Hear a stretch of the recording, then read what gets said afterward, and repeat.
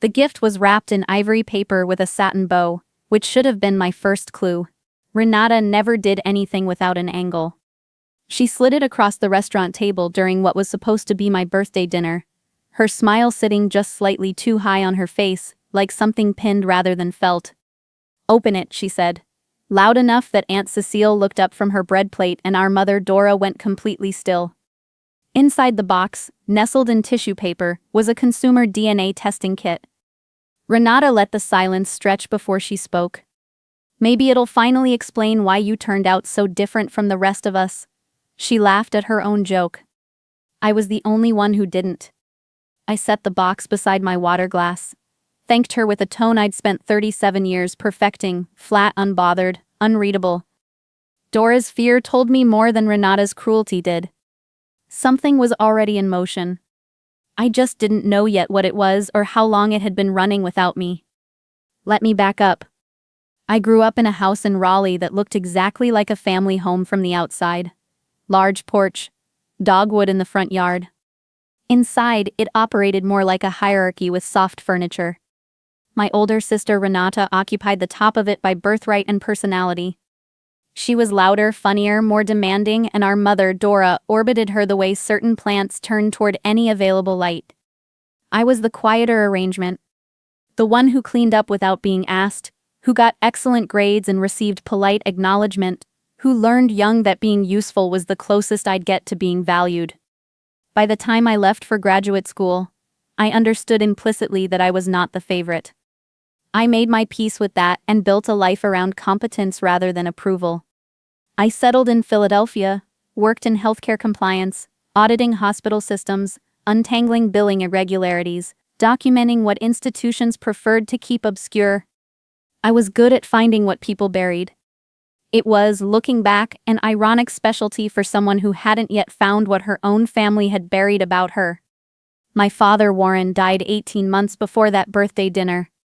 He was a composed man, economical with words but not with attention, the kind of father who remembered what you said 3 conversations ago and brought it up gently when it mattered. His death left a specific shape of absence that I still sometimes walk into by accident. When he was alive, the tension between Renata and me had a ceiling. Warren wouldn't allow it past a certain point. After he was gone, there was no ceiling. The birthday dinner had been Dora's idea, but the staging had Renata's fingerprints on it. The restaurant was near the old house which Dora still lived in. The guest list was deliberately small, just family. Dora spent most of the meal not quite meeting my eyes.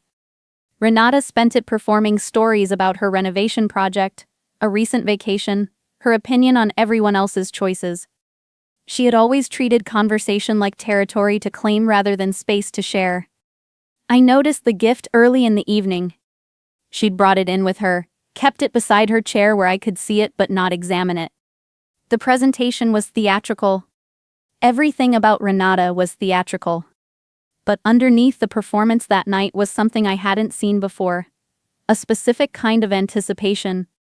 She wasn't just being unkind. She was waiting for a result. I mailed the kit the following morning, not because she had dared me to, but because her confidence unsettled me in a way. She had wanted me to take that test. She had wanted something to happen afterward. That was worth understanding. The results arrived on a quiet Wednesday 5 weeks later. I was between meetings standing in my kitchen in Philadelphia when the notification came through. I sat down before I opened it. No genetic relationship detected with the Caldwell maternal line. A strong suggested match to the Seraphin family. A name I had never heard. I read the results 3 times. Then I sat with them for 2 hours before I did anything else. The feeling wasn't devastation, exactly. It was more like watching a piece of furniture you always bumped into finally get moved. Painful in the immediate sense, but clarifying. I had spent 37 years half believing I imagined the distance in that house. The results told me I hadn't imagined anything. I didn't post it to a group chat. I forwarded the results to Dora directly, with a single sentence. "I think you already know what this says." She called within 4 minutes. Not to explain. To contain. Her voice was fragmented, Please don't share this, you don't understand the full picture. This happened so long ago, we were in a different place. She circled the facts without touching them. She never said, I should have told you. She never said, I'm sorry you found out this way. What she said over and over was please. Renata sent a text. 3 words. Now you know. I called her back that evening. She answered, sounding annoyed, as if I were interrupting something more important. I asked her directly why she'd done it, why the public humiliation, why the test, why now. She was quiet for a moment, then she said, with a calm that was worse than anger, because Dad knew I'd been managing things, and I needed you distracted. Because if you were busy questioning who you were, you wouldn't be asking questions about the estate. She paused. I've known for 15 years. I've held it over Mom for 15 years. I thought it was finally useful. She ended the call. I sat in my apartment listening to the particular silence that follows when someone has explained themselves completely and there is nothing left to say in response. I contacted an attorney the next week. Her name was Patricia Sohn, a quiet, methodical woman who specialized in contested estate matters and did not seem impressed by anyone.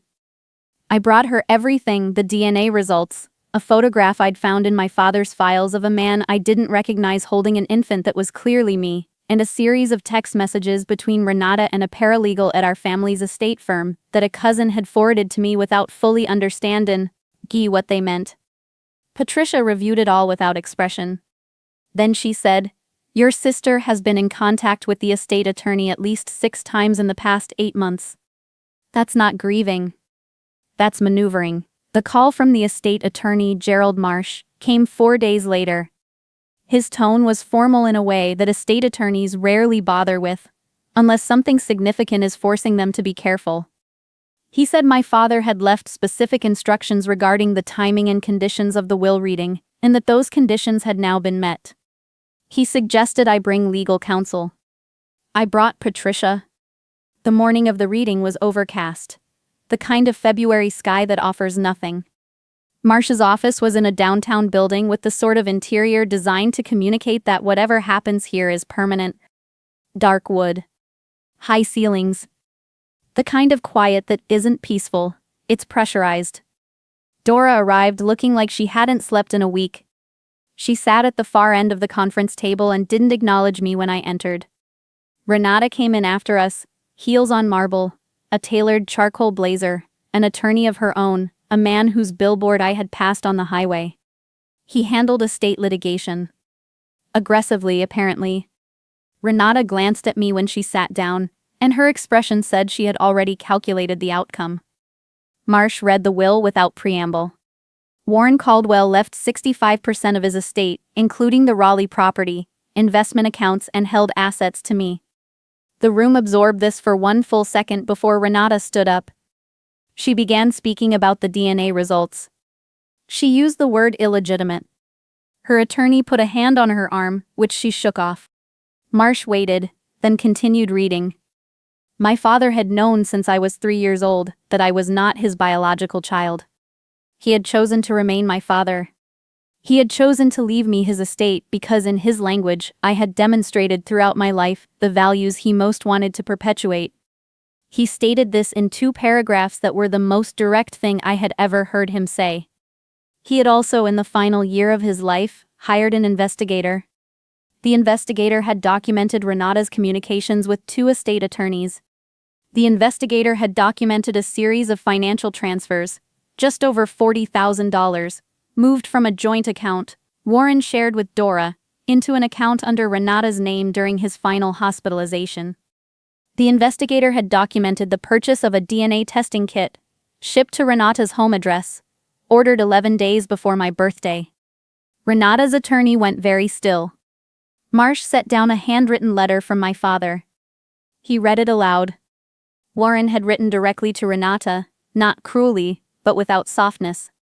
He told her he had seen what she was doing. He told her he had hoped she would stop. He told her the consequences were constructed by her own choices, not by his. Renata's attorney leaned close to her and said something I couldn't hear. Whatever it was, she didn't listen. She said the word fraud twice.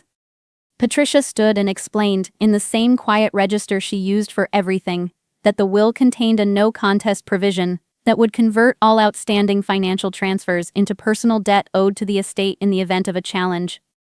Approximately $240,000. Renata stopped talking. Dora, at the end of the table, had not said a single word. When I looked at her, she was looking at her hands. Renata's attorney withdrew from the case the following morning. Her contest was filed and dismissed within the week. The no-contest provision held. The $40,000 was reclassified as estate debt. She had a repayment timeline, and for the first time in her life, no one positioned above her to absorb the consequence. Dora came to see me a month later. She told me what she had never told me, the name of my biological father, the circumstances. She said she had always loved me. I believe she meant it. I also believe that love without honesty is a room with no door. You can describe it from the outside, but you can never actually enter. I told her I needed distance, not repair. Not yet. Maybe not ever. I managed the estate remotely, with Patricia's help. I did not move back to Raleigh. I found a smaller place outside Asheville, a quiet house with a long view, and no history I didn't choose for myself. I kept Warren's letter in the drawer of my desk, not as a wound and not as a trophy, just as proof that someone had seen clearly and recorded it honestly. Some families close around you like a hand. Others close around you like a fist, and you spend years mistaking the pressure for love. Have you ever inherited something you didn't know you were owed, not money, but clarity, and had to decide whether the cost of receiving it was worth what it cost everyone else? I funded the renovation of my grandparents' farmhouse entirely on my own. A $310,000 restoration I'd been quietly planning for 3 years. When I finally drove out to surprise them on their 45th anniversary, my grandmother was sitting on the front steps in her housecoat at noon, and my grandfather, a man who had spent his entire life solving his own problems in silence, had left me a voicemail that said only, "Morgan, please get here when you can. Something's happening." My aunt's car was already in the gravel lot. So was a van I didn't recognize, backed up to the side entrance with the doors open. My name is Morgan. I'm 34. I work in healthcare compliance auditing, which means I spend my professional life reading the language institutions use when they want to appear generous while protecting their interests. I know which provisions hold and which ones dissolve the moment someone with a financial motive starts asking questions. I didn't come to this work by accident. My grandfather was diagnosed with early-stage Parkinson's when I was 21. My grandmother absorbed the change like soil takes rain, completely without drama, without announcing it to anyone. She reconfigured their entire life around his needs over the course of about 6 months. She learned to manage his medication schedule with the precision of a pharmacist. She tracked the progression, researched every new treatment option, and laughed at every joke he still managed to make with shaking hands. Neither of them ever asked anyone for help. That was simply who they were. So I decided to give it without being asked.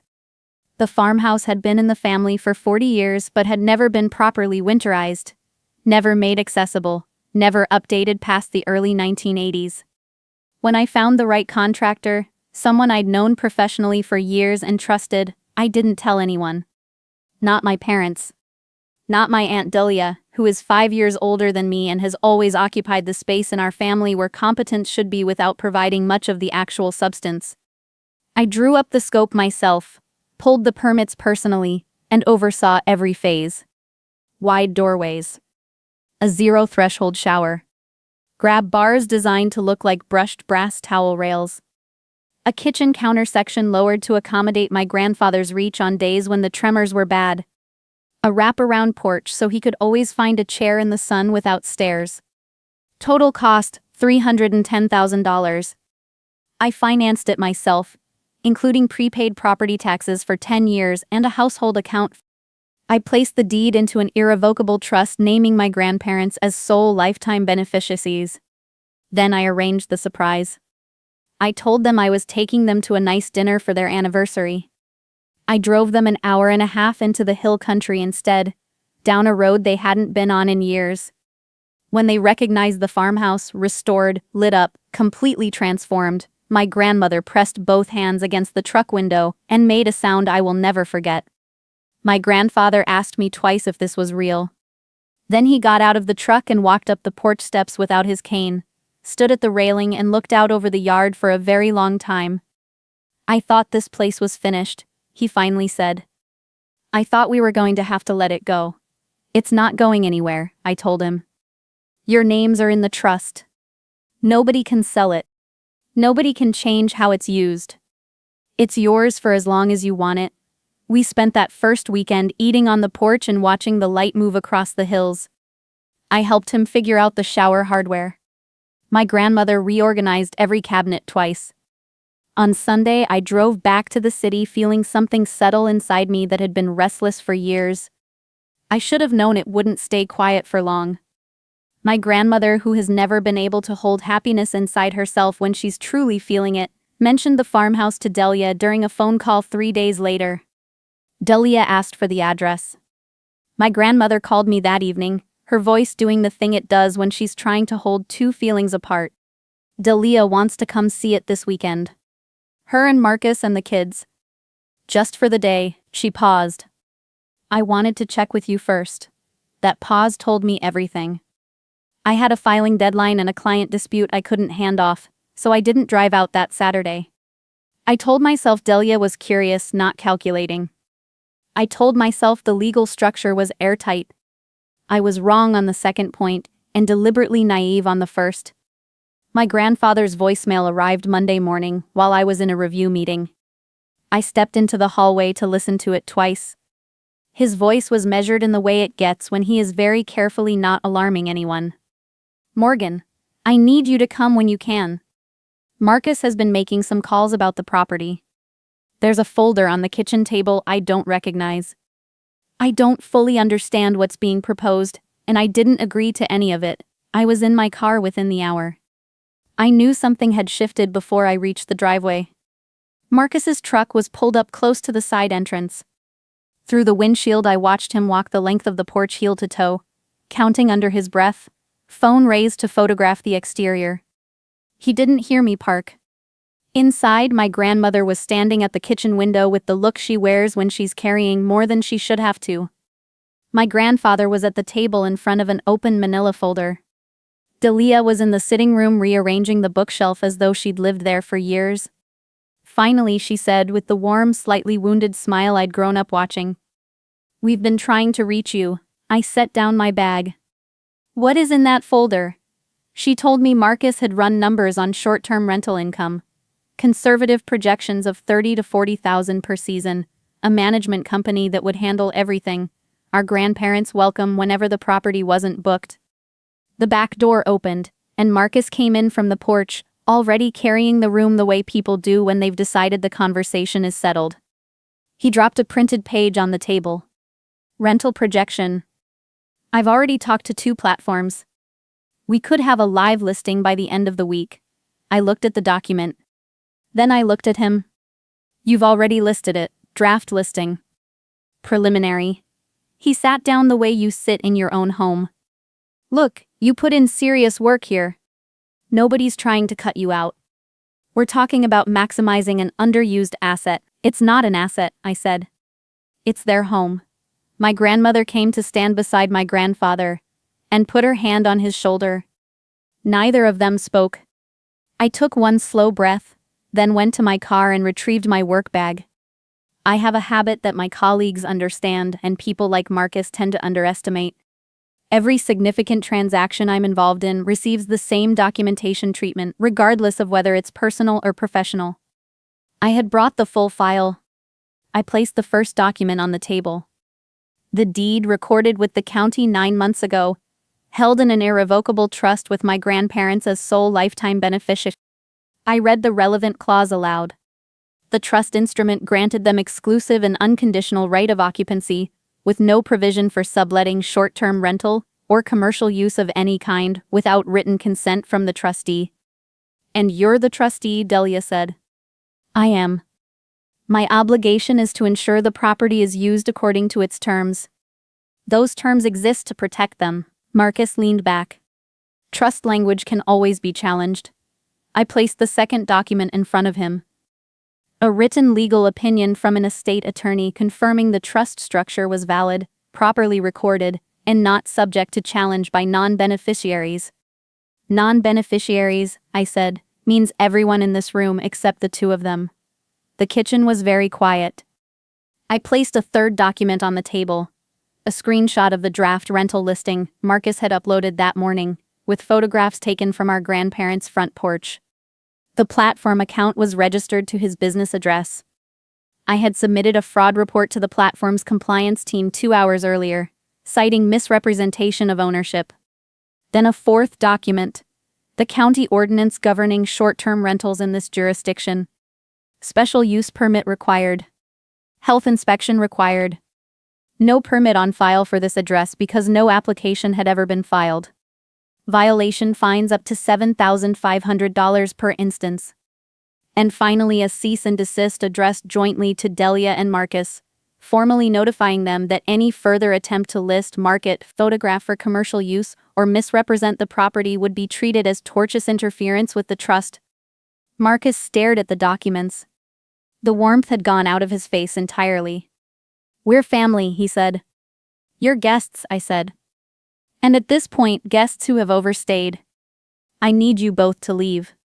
You're welcome to come back when you've been invited by the people whose names are in the deed." What followed was loud and not graceful. Marcus made calls in the driveway. Delia spent a long time in the bathroom. Their kids, confused and bored, sat on the porch steps. Eventually both vehicles left. My grandmother made coffee. We sat at the kitchen table while the afternoon light moved across the floor. The first weekend they visited, she said after a while, Marcus walked every inch of the property. He asked about the well output. He asked about the roof warranty. She wrapped her hands around her mug. I thought he was just interested. "I should have called you." My grandfather came in from the porch and stood in the doorway. He asked about converting the barn, he said.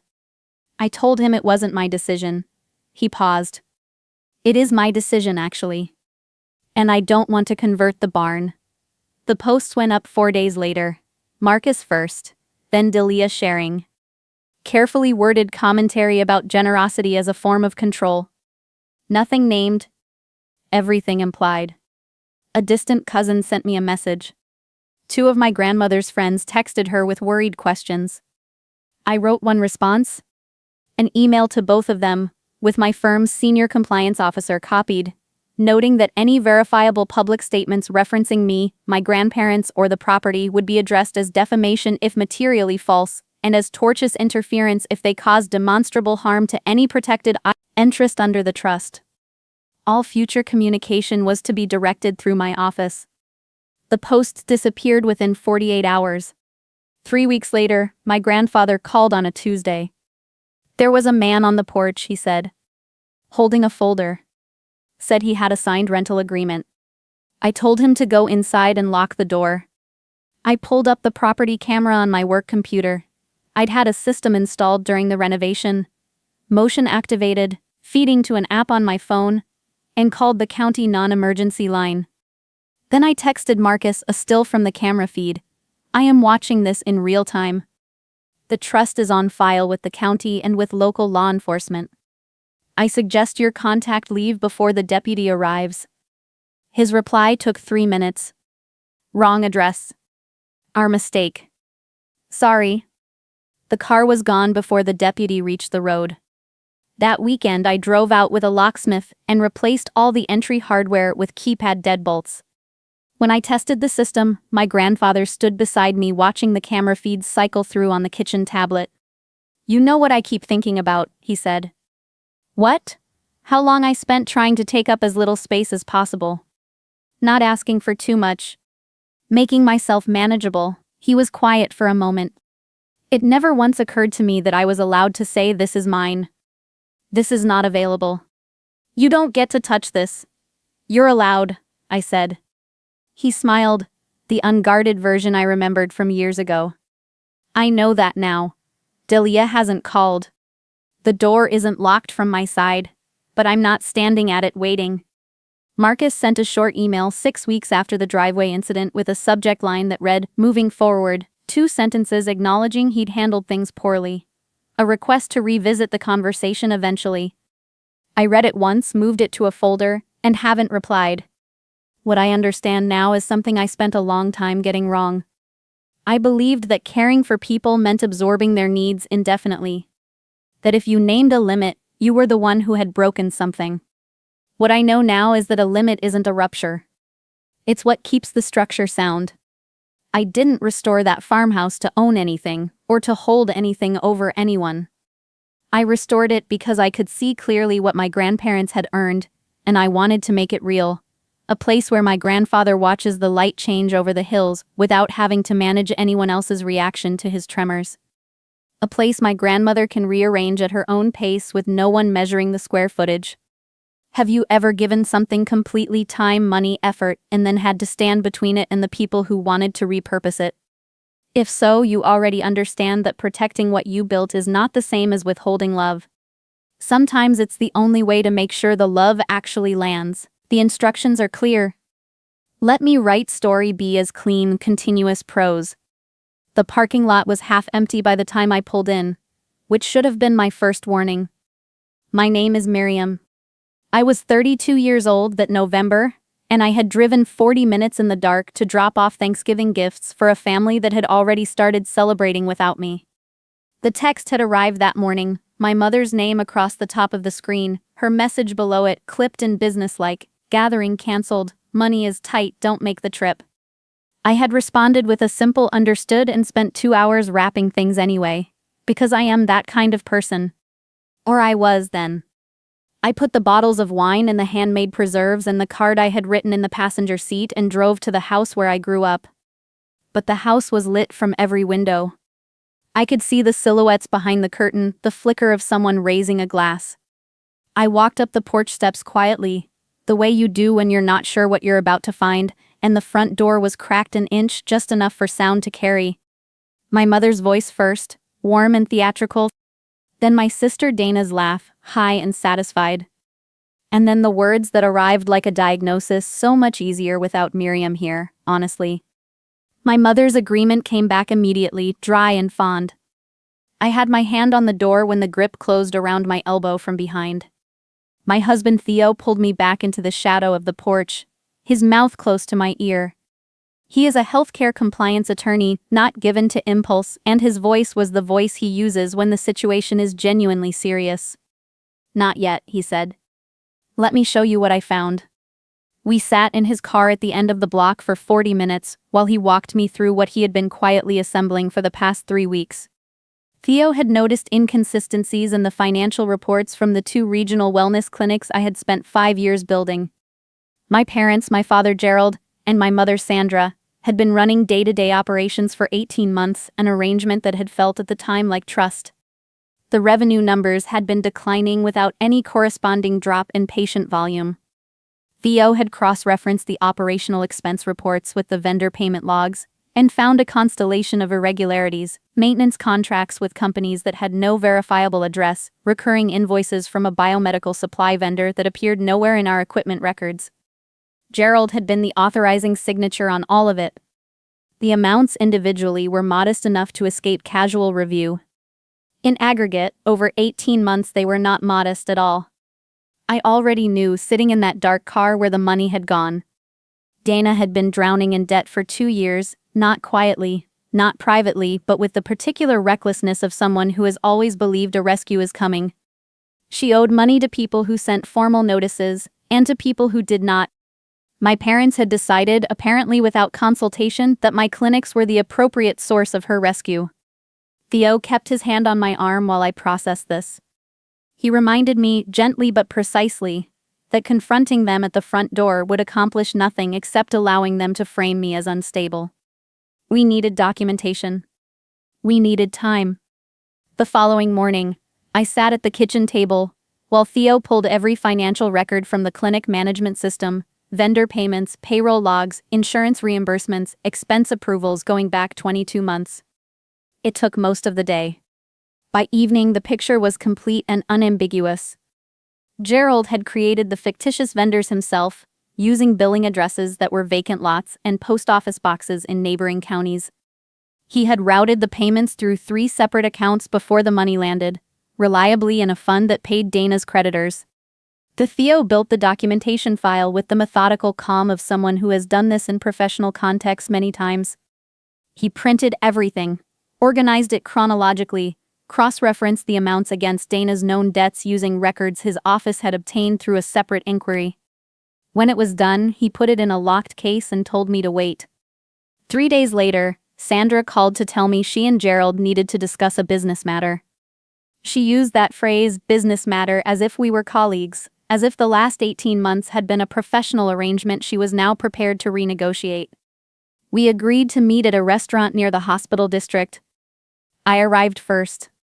I watched them come in together, Gerald's hand at Sandra's back, both of them dressed carefully, wearing the particular expression of people who have rehearsed what they plan to say. They ordered coffee they didn't touch. Gerald delivered the proposal. They had identified an opportunity, a private healthcare investment fund, a chance for all of us to build something meaningful together. He slid a folded paper across the table with a number written on it. The number matched, almost to the dollar, the most recent balance on Dana's largest outstanding debt. I looked at it for a moment, then looked at him. I asked, very simply, where the revenue from the past quarter had gone. I mentioned the Meadowfield biomedical invoices. I mentioned the Crestline maintenance contract. I watched Gerald's rehearsed calm disassemble in real time. And I watched Sandra stop meeting my eyes. They tried several approaches in sequence: the economic climate, a systems error, a misunderstanding about authorization. When none of those held, Sandra raised her voice, and Gerald followed, and within 4 minutes they were telling me I was cold. That I had always been cold. That whatever I thought I had found it in bad faith.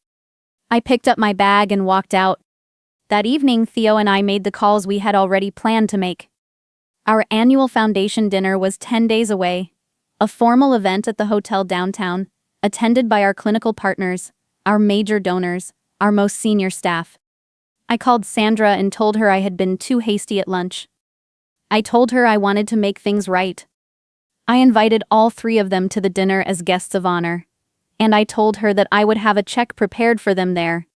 Her voice changed completely. By the end of the call, she was telling me I had always been generous, that she had always said so. The night of the dinner, Gerald and Sandra and Dana arrived in clothes they could not afford, moving through the room with the particular confidence of people who believe they have already won. Dana was laughing too loudly near the bar. Gerald was introducing himself to our clinical partners as an operational co-founder of the practice.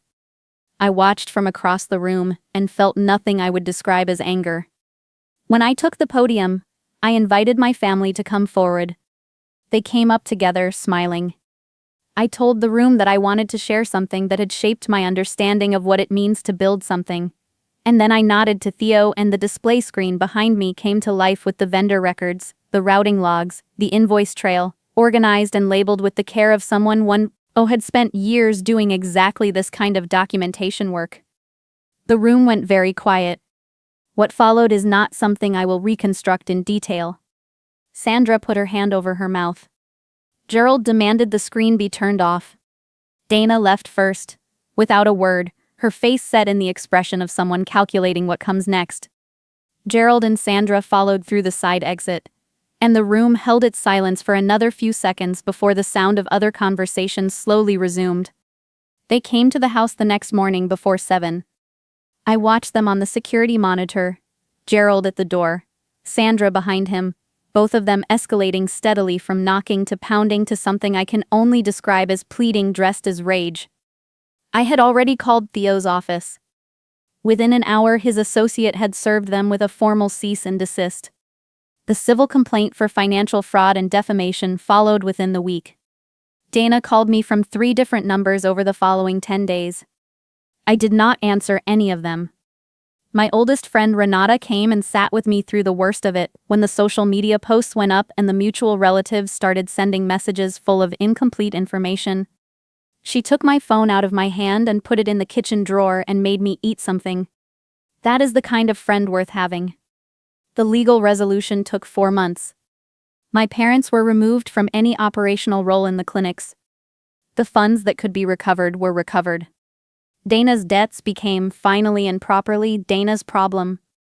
I changed my number and sent a single brief message to the relevant family members explaining that I wished everyone well and would not be in contact.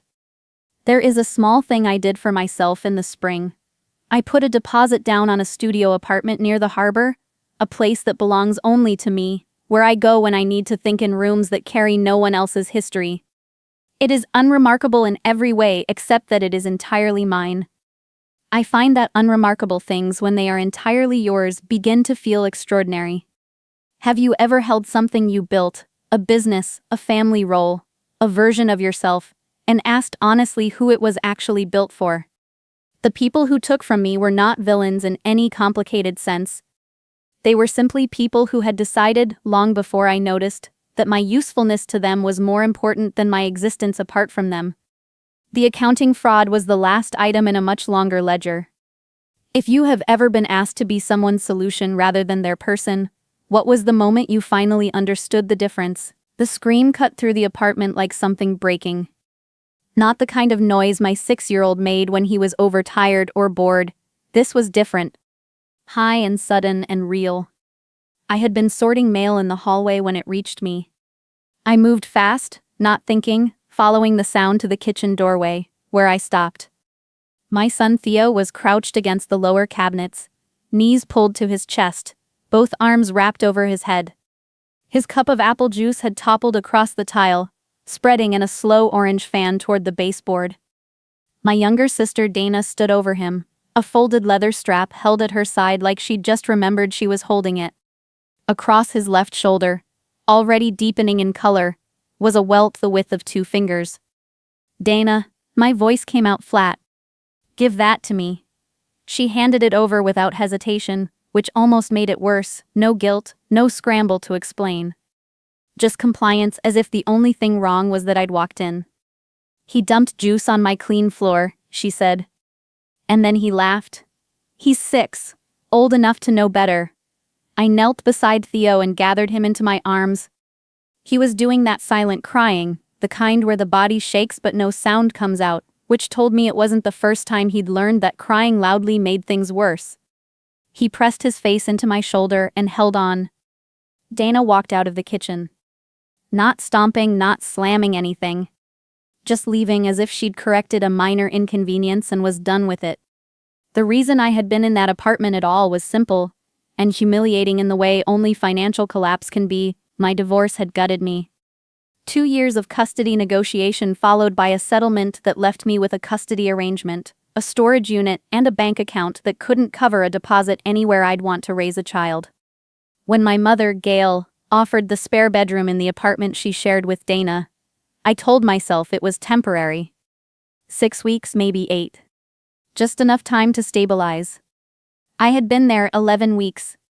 That night, after Theo had finally fallen asleep, I sat across from my mother at the kitchen table and laid out what had happened in the plainest possible language. I described the sound I'd heard, what I'd seen when I walked in, and what the mark on Theo's shoulder looked like under the bathroom light. My mother listened with her hands folded around a mug of tea.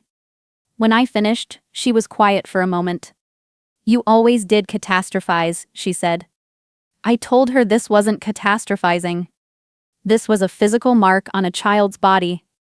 She sighed the way she used to sigh when I was 16 and had inconvenienced her schedule. "Dana's going through a difficult stretch. She just started that counseling position at the middle school. If you call anyone about this, you will end her career before it begins." I stared at her. "You're describing the consequences for Dana." She didn't answer. She refilled her mug. I understood then what I had always known but never let myself fully see, in this family's accounting. My mother loved Dana the way people love a good investment, carefully, protectively, with attention to returns. I was overhead. Dana brought Theo a small Lego set the next morning, smiling like a woman who'd brought flowers to a patient in a hospital she hadn't caused. He looked at it without reaching for it. That night he woke up just after 2. I heard him before I was fully conscious, small feet on the floor, then his voice at the edge of my bed. "Mommy, if I'm good all day, Does Aunt Dana still get to do that? I lay still for a second, making sure I'd heard him correct. No, I said. She doesn't get to do that regardless. He considered this. How do you know? Because I won't let her. He climbed in beside me and fell back asleep within minutes. I lay there until the light in the room changed. By morning, I had made a decision I should have made weeks earlier. I packed everything that belonged to us, which fit humiliatingly into 2 duffel bags and a plastic tote, and carried it to my car before anyone else was awake. My mother appeared on the landing as I was loading the last bag. "You're making a scene," she said. "There's no one here to watch it," I said, and got in the car. We stayed the first week at an extended stay motel near the highway. It smelled like industrial cleaner and old carpet, and I told Theo we were on an adventure, which he believed for about 2 days before asking when the adventure would be over. I got him enrolled in a weekday program at a community center nearby, which gave me 6 hours a day to work. I picked up remote data entry through a medical billing company, where my background in healthcare administration. I also made one appointment I'd been postponing. I had documented everything before we left, photographs of Theo's shoulder taken that night, and 2 days later a voice recording of my mother's words at the kitchen table. I brought all of it to the County Child Protective Services office and filed a formal report. The intake worker asked careful questions. She did not seem surprised. The investigation that followed was not quiet. My mother called me 11 times in 4 days from numbers I didn't recognize. Dana sent messages that started as apologies, and when I didn't respond, shifted into something else, a careful construction of victimhood, each message nudging me toward a narrative where she was overwhelmed and remorseful, and I was withholding mercy from a struggling young woman. I forwarded each message to the caseworker without reply. The formal hearing was scheduled for a Thursday. Dana arrived in a composed gray blazer, accompanied by my mother, who sat in the gallery with her arms crossed and her eyes fixed on me like she could rearrange the outcome by force of attention. Dana's attorney presented her as an educator under stress, a first-time offender, a person who recognized she'd made a mistake and was committed to growth. Then the pediatrician testified. Then the caseworker. Then the photographs were entered into the record. Dana did not lose her composure at the moment of ruling. She sat still and straight while the hearing officer cited the evidence and issued the order, a formal finding of physical abuse, mandatory reporting to the State Educator Licensing Board, and a no-contact order protecting Theo. She lost her counseling license 6 weeks later. My mother called to tell me I had destroyed the family. No, I said. I documented what happened to my son. I didn't stay on the line long enough to hear what came after that. There are things I won't romanticize about the months that followed. Theo had nightmares. He didn't want to be left alone in any room that had a cabinet he couldn't see around. He flinched at the sound of a belt buckle on a belt loop, any belt, anyone's, until gradually, slowly, he didn't. I sat with a therapist every other Thursday and said things out loud that I had spent years learning to keep silent, and some of those sessions left me sitting in my car in the parking lot for a long time before I could drive. I found a 2-bedroom apartment with a yard small enough to mow in 20 minutes. Theo painted our address on the mailbox in uneven black numbers, the 7 backward, and I never corrected it. I was promoted to regional compliance director at the billing company 18 months after filing the initial report. It required more travel but paid enough that Theo could take the after-school science program he'd been asking about. My mother came to my office building on a Tuesday in November. I saw her through the lobby glass before she came in, smaller than I remembered, or maybe just less intimidating without the architecture of that apartment around her. I was at the front desk when she approached. "I'd like a few minutes," she said. "I have a meeting at 2, I said, which was true. She told me Dana wasn't well. That she'd lost her apartment, that the licensing revocation had followed her to every application since, that she was struggling. She said Theo deserved to know his aunt. I thought about what Theo had said the week before, when I mentioned in passing that Dana was not allowed to contact us. He had looked up from his homework and said, simply, "Good." She hurt me, and then looked back down at his worksheet. 6 years old, and already clearer on the facts than the adults who'd been protecting Dana his whole short life. I told my mother that Dana had made choices with documented consequences, and that I was not responsible for managing either. My mother's face did what it always did when she wasn't getting what she came for. It cycled quickly through disappointment. "You were always too sensitive," she said. "I know you believe that," I said. "That's part of how we got here." She left. A few months later, I received a handwritten letter from Dana. It described her current circumstances at length, expressed something resembling remorse, and closed with a line about how she had forgiven me for what I'd put her through. I read it twice to make sure I hadn't misread it. Then I wrote a single sentence on a note card and mailed it without a return address. Remorse that asks for something in return is just negotiation. What I want to tell you is that I found peace easily and all at once. But healing doesn't work that way. It works like Theo's backwards 7, uneven, identifiable, and eventually yours. What I'll ask you instead is this: if the people who were supposed to protect you were also the source of the harm, and walking away meant losing everything that had been defined as home, would you have left sooner than I did, or would you have needed the same terrible night to finally move? 8:54 p.m. The cake had been my idea. That was the part I couldn't stop thinking about afterward, that I had suggested we do a proper birthday dinner, that I had driven 40 minutes across Charlotte to sit at that table, that I had worn the green blouse my mother always said looked professional. I had wanted stupidly to make it easy for all of us. My name is Renata Voss. I turned 28 that October, and my aunt slid the envelope across the tablecloth before the food even arrived. "For our hardest worker," she said, and the smile she wore was the kind people practice. The room held its breath just long enough for me to understand it already knew the punchline. I opened the flap. A single dollar bill, and behind it a handwritten card on heavy cream paper, the kind my aunt reserved for things she wanted to feel official. "For the girl who thinks invoices make her important. Here's your worth." My cousin Marcus laughed first, a bark that knocked loose everyone else's permission. My uncle tapped the table like he was applauding a performance.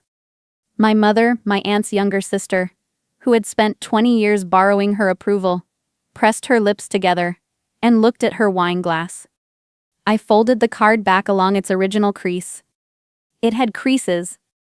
Someone had written that, folded it, carried it here. This was not a bad joke. It was a planned exhibit. I smiled and set it beside my bread plate like a receipt. Have you ever watched a room expect you to bleed and instead decide not to? There is something clarifying about it. Not peaceful, clarifying. Like a system error finally generating a useful code. I was a billing compliance analyst for a regional hospital network, which sounds boring in the way that load-bearing walls sound boring. I audited physician coding, flagged insurance irregularities, and ensured that every procedure our facilities billed could survive a federal review. I worked with numbers that, if mishandled, could cost the network millions and end careers. My family knew I worked in hospital paperwork, which they said the way people say assistant something. What they did not know was that the hospital network also managed billing for my aunt's private physical therapy practice, a contract I had quietly helped shepherd 2 years earlier, power out of serious trouble. She had thanked me then with a gift card to a restaurant I didn't like. I had not reminded her since. In that family, information was handled the way my aunt handled antiques. Displayed when useful, stored when not, never shared freely. I left dinner early before dessert with a pleasantry thin enough to see through. Drove home with the card in my jacket pocket and the particular silence of someone who has just made a decision without yet knowing its full shape. The next 2 weeks I kept to my normal rhythms. Audits, reporting cycles, a recertification course on a Tuesday evening. I did not call. I did not post about it. I went to work and did my job with the same attention I always brought, and I kept my findings organized on a shared drive the way I always had, and I said nothing to anyone about changing any of it. My aunt called on a Wednesday breezy, as if October had happened in a different calendar. "Renata, the quarterly submission is coming up. You'll handle the reconciliation the way you did last spring?" I told her I was managing a significant internal deadline, and would need to step back from outside consulting work for the foreseeable future. She paused. Outside consulting? You make it sound so formal. We're family, I know, I said. That's why I'm telling you directly instead of just not responding. She laughed, but the laugh was confused. She called again the following Monday. Then her office manager emailed. Then my cousin Marcus, who had laughed the loudest at the table, sent a message asking whether I was going through something, and whether I needed to talk. What people call concern and what people call surveillance look identical until you examine the timing. My mother called on a Thursday evening. Her voice was careful in the way voices get when someone else has written the talking points. Your aunt is worried. The practice is in a complicated place right now, and you know how she depends on you with the technical side of things. She can hire a compliance consultant, I said. I can send her names. Renata. A breath. Is this about the birthday thing? Because it was meant to be funny. You know how she is. I do know how she is, I said. That's accurate. You can't just withdraw from the family because your feelings were hurt. I looked at my apartment, the one I had moved into 14 months earlier after 3 years of careful saving. The one my aunt had told her friends was a bit sparse for someone our age. The one where I had, in fact, never once felt like I needed to justify a purchase or a choice or a Thursday evening to anyone. I'm not withdrawing from anything, I said. I'm just not available for certain things anymore. The compliance audit notice arrived at my aunt's practice 6 days later, generated by a routine insurance carrier review that I had nothing to do with. But I had known for 18 months that her documentation on a specific category of therapeutic billing was inconsistent in ways that would not survive scrutiny. I had flagged it twice. She had called it excessive caution. Marcus called in a panic. Her office manager called twice. My aunt finally called herself, and the warmth in her voice had been replaced with something more honest, which I actually respected more. The carrier is questioning 14 months of claims. I need someone who understands how we coded those sessions to talk to the reviewer. I understand that's a difficult position. Renata? Her voice went somewhere unfamiliar. I need your help, I know, I said. I'm sorry I'm not in a position to provide it right now. She arrived at my building on a Friday evening without calling first. I watched through the intercom camera for a moment before I answered. She was in her good coat, the camel one she wore when she wanted to be taken seriously. Her assistant was parked at the curb. I came down to the lobby. I did not invite her up. We sat in the 2 chairs near the front window, a small table between us, the street noise keeping everything slightly impersonal.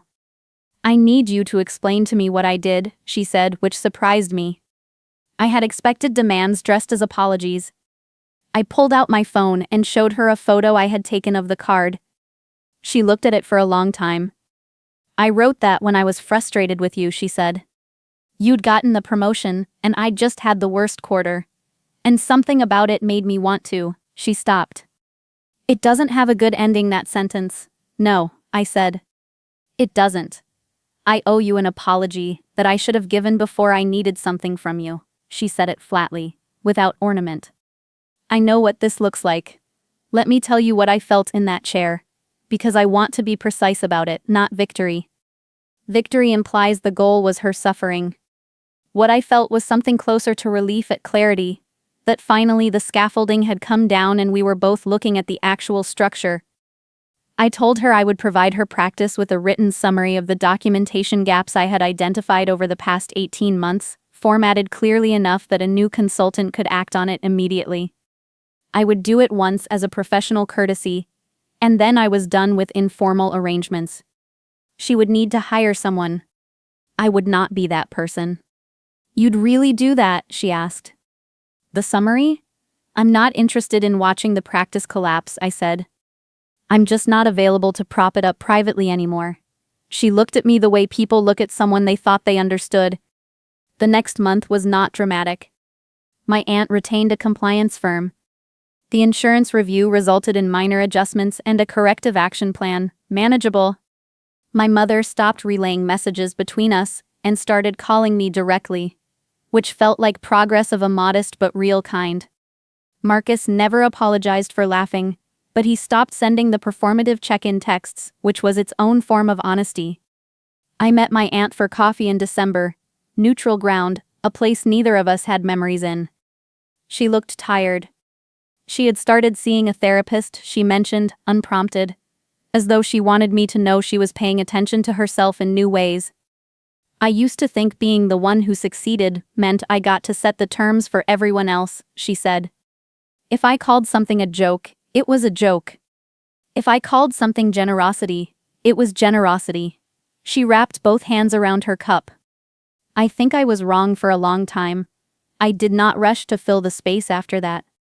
The dollar bill and the card are still in an envelope in my desk drawer. I have thought about burning them, the way you do in certain moods. But I have not yet because I am not sure I am finished learning from them. Some documents you keep until you understand everything they were trying to tell you. What I know now is that my usefulness was never invisible to that family. They knew exactly what I contributed. The card was not contempt for my unimportance. It was a test of whether I would accept contempt anyway, as the ongoing price of belonging. I did not open that door. Not because I wanted her to suffer in a lobby, but because I had finally understood that the person she had always expected me to be, available, silent, grateful for proximity, was not a person I was willing to keep performing. Here is what I want to ask you. And I mean it as a genuine question, not a conclusion. If the people who taught you your worth turned out to be unreliable narrators, what does it cost you to stop quoting them?